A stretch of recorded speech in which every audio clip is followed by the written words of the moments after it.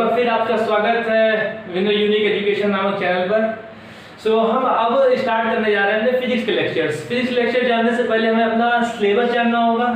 तो पहले आज सिलेबस की डिस्कशन होगा, उसके बाद आगे अगले लेक्चर्स आपको मिलेंगे इलेक्ट्रोस्टैटिक्स पे, जिस पे आपने आगे चर्चा करनी है। तो सबसे पहला काम आप ये करिए कि आप कॉपी ले लीजिए, बुक्स ले लीजिए, और दूसरी चीज की यार रेगुलर पढ़ना शुरू कर दीजिए, क्योंकि अभी से नहीं पढ़ा तो 12th चला जाएगा आपका। तो शुरुआत करते हैं सबसे पहले इस लेक्चर की। हम सबसे पहले आपको बताना चाहते हैं कि 12th का सिलेबस क्या है। तो एक्चुअली आपने जो 10th में पढ़ा था, अगर आपको याद होगा कि 10th में आपने क्या क्या पढ़ा, सबसे पहली चीज पढ़ी थी इलेक्ट्रिसिटी, मतलब विद्युत धारा वाला पढ़ा था आपने, ठीक। और दूसरा चीज आपने पढ़ा था क्लास 10th में ऑप्टिक्स, प्रकाशिकी।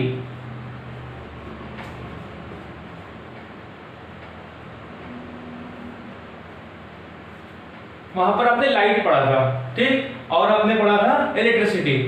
तो जैसा कि आपने ध्यान दिया होगा कि आपको जो 9th में सिलेबस था वो अप्रोक्सीमेटली 11th का सिलेबस था, थोड़ा सा बढ़ा के। वैसे यहाँ पर भी जो आपका 10th का सिलेबस था, यहाँ पर थोड़ा सा बढ़ा के आपको क्लास 12 का सिलेबस मिलने वाला है, ठीक। तो सबसे पहले हम जान लेते हैं आपके सिलेबस में है क्या। उसके बाद हम शुरुआत करते हैं कि हम सबसे पहला चैप्टर आपका क्या पढ़ेंगे। तो सबसे पहले आपका ये आपका यूनिट्स में अगर डिवाइड करना चाहे तो 5 टाइप्स की यूनिट्स में डिवाइड होती है। सबसे पहला आएगा इलेक्ट्रोमैग्नेटिज्म। इलेक्ट्रोमैग्नेटिज्म का मतलब इसमें क्या होना चाहिए, इलेक्ट्रिक और मैग्नेटिक, ये दो पावर आपको उसमें मिलेगी। अब इसकी चर्चा करते हैं, डीप में जाके करेंगे, सो साइड में रखते हैं।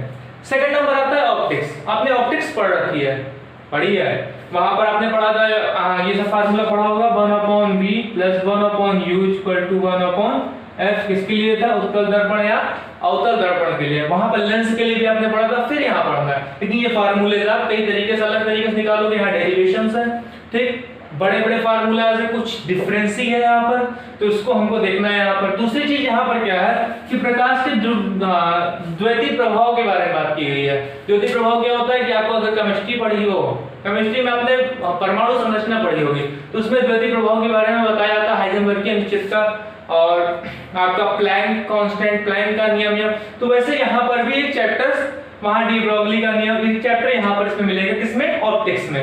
अब आपने अगले पे हमारा nuclear, atom nuclear. Atom nuclear means आपका परमाणु और नाभिक।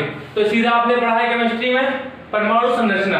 तो टोटली यहाँ पर भी वही सब चीज है, लेकिन फिजिक्स की भाषा से। वहां पर आपका सब कुछ सीजीएस में चलता है, यहाँ किसमें चलेगा, एमकेएस में। फिर आते हैं अगला आपका है इलेक्ट्रॉनिक डिवाइसेस। इलेक्ट्रॉनिक डिवाइसेस पूरी तरह से नया चैप्टर रहेगा। आपने दो टाइप की चीजें पढ़ी होंगी, चालक,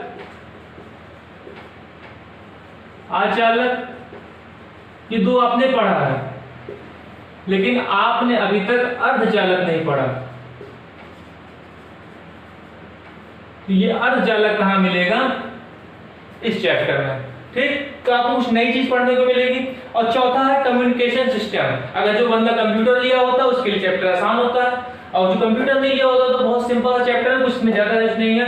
इसमें आपको कैसे आपका संचार चलता है, कैसे रेडियो एक्टिव हमारी किरणें आती हैं, हमारे मोबाइल ट्रांसमिशन, हमारा सारा रडार कैसे काम करता है, वो हमारा कम्युनिकेशन सिस्टम है। बहुत छोटा चैप्टर है, और इसी में आपका एंड गेट और गेट्स भी आ जाते हैं।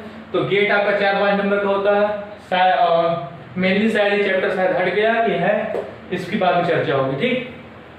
तो सबसे पहला आते हैं आपका मेन मोटो, क्या है, इलेक्ट्रोमैग्नेटिज्म। चलो सबसे पहली चीज आते हैं यहीं पे, क्योंकि यही पढ़ना है आपको। बाकी चीज जब जैसे से पढ़ाया जाएगा शुरुआत में कर दिया जाएगा। और हाँ, ये जो चार्ट था इसको आपको बना लेना है। आपको वीडियो पॉज करके स्क्रीनशॉट लेके ये चार्ट बना लेना है। आप नोट्स बनाना तैयार कर दो, शुरू कर दो, ठीक। चलो इलेक्ट्रोमैग्नेटिज्म मतलब, अच्छा सबसे पहला वर्ड क्या है इसमें, इलेक्ट्रिक, वैद्युत। वैद्युत किससे आता है, आवेश से। आवेश जैसे आपने पता होगा कि इलेक्ट्रॉन अगर चलते हैं तो क्या होता है, इलेक्ट्रॉन अगर चल रहे हैं समान वेग से, तो क्या हो रहा है, धारा बह रही है।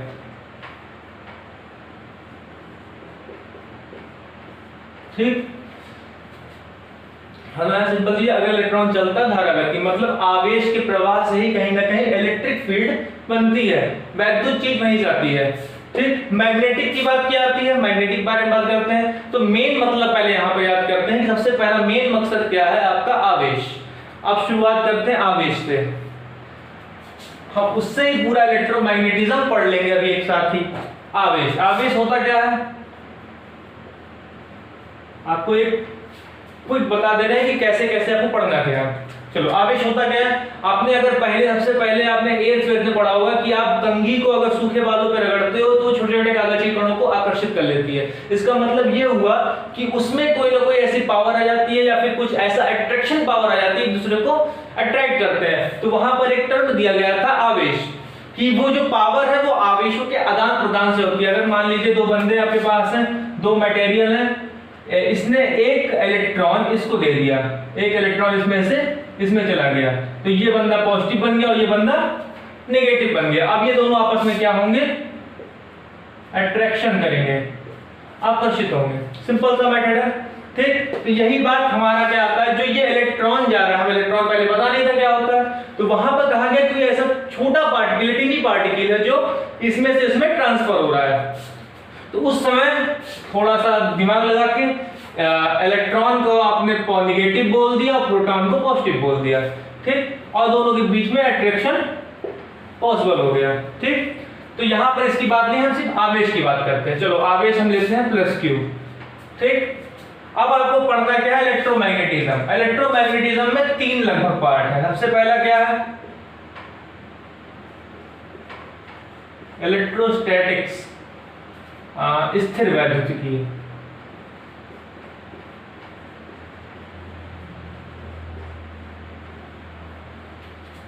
दूसरा आता है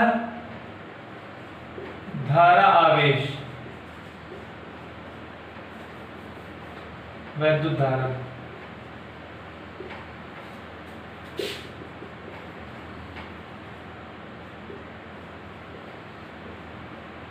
इलेक्ट्रिक करंट। थर्ड आता है आपका मैग्नेटिज्म। ठीक, फोर्थ आता है आपका इलेक्ट्रो मैग्नेटिक इंडक्शन। ठीक, और फिफ्थ नंबर आपका आता है इलेक्ट्रोमैग्नेटिक वेव। मैग्नेटिज्म को बोलते हैं चुंबकत्व और इसको बोलते हैं वैद्युत चुंबकीय प्रेरण।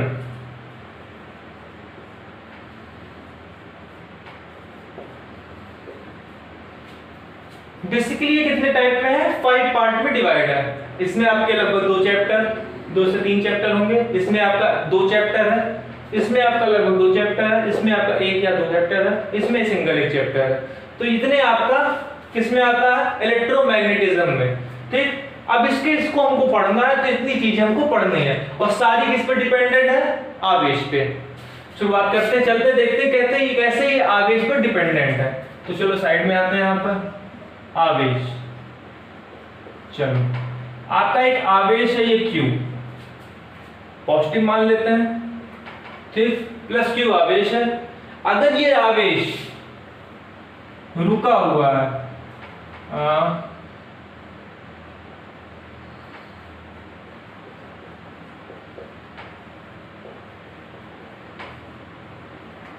अगर ये आवेश रुका हुआ है तो क्या बनाएगा, स्थिर वैद्युतिकीय। सीधा सिंबल देख रहे हो, स्थिर मतलब रुका होना, वैद्युतिकीय। आवेश रुका तो स्थिर वैद्युत। इलेक्ट्रोस्टैटिक्स में क्या होगा, आवेश कभी चलेगा नहीं, एक जहां पर आपका स्टॉप रहेगा।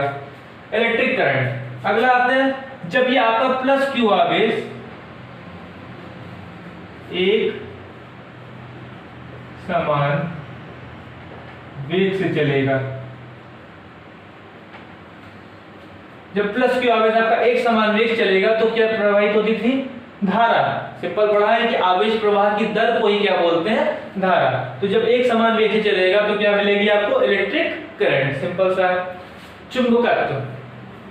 चलो आगे बढ़ते हैं। अब क्या है चुंबकत्व। चुंबकत्व क्या होता है कि जब आवेश चलता है, ये थोड़ा सा अलग है, थोड़ा सा पढ़ना पड़ेगा। चुंबकत्व कैसे होता है, जब कोई आवेश चलता है, मान लीजिए कोई वायर है, ये किससे जुड़ी हुई है, बैटरी से। जब ये आवेश में चल रहा, धारा बह रही है, अगर इसके आसपास हम कोई मैग्नेट लेके जाते हैं या फिर कोई कंपास लेके जाते हैं, उसमें मूवमेंट होती है, मतलब वो हिलता जुलता है।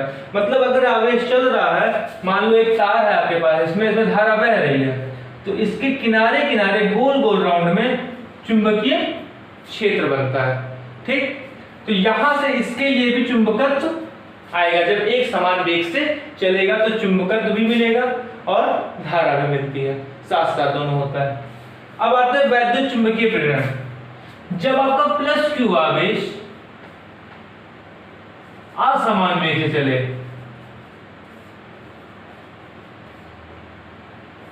असमान वेग चले मतलब लगातार अपनी स्पीड बदलती रहे या फिर अपनी स्पीड को वो कंट्रोल ना करे, अपनी स्पीड बढ़ाए या लगातार घटाए, तो आपको क्या मिलेगा, वैद्युत चुंबकीय प्रेरण। और फिफ्थ नंबर आता है इलेक्ट्रोमैग्नेटिक वेव। अब इलेक्ट्रोमैग्नेटिक वेव कब होती है, देखो जब आवेश आराम चल रहा, मतलब चल रहा था तो इलेक्ट्रिक फील्ड, जब असमान वेग चल रहा है तो मैग्नेटिक फील्ड और इलेक्ट्रिक फील्ड साथ में। तो जब ये आवेश असमान वेग से चलेगा तो एक तरंग छोड़ेगा अपने पीछे एक वेव छोड़ेगा। उस वेव को क्या बोलते हैं, इलेक्ट्रोमैग्नेटिक वेव। ठीक, सिंपल सा था। अगर इसमें कोई प्रॉब्लम आती है तो आप पूछ सकते हैं। इसको ऐसे चार्ट एज इट इज आपको बनाना है अपनी कॉपी में। ठीक, जो इंग्लिश वाले इंग्लिश में बनाए, हिंदी वाले हिंदी में बनाए। आज के लिए इतना ही, धन्यवाद।